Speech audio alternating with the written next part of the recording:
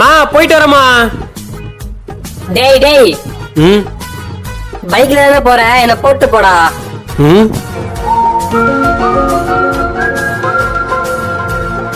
இன்னும் இவன் இன்னத்துக்கு வாய் பேசுவானே போட மாட்டேன் போட மாட்டேன்னு.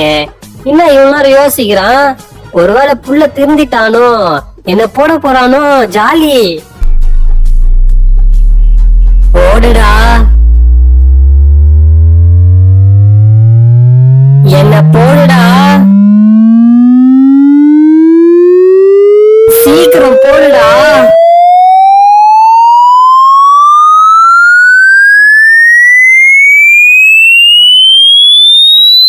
தட்டி விடு.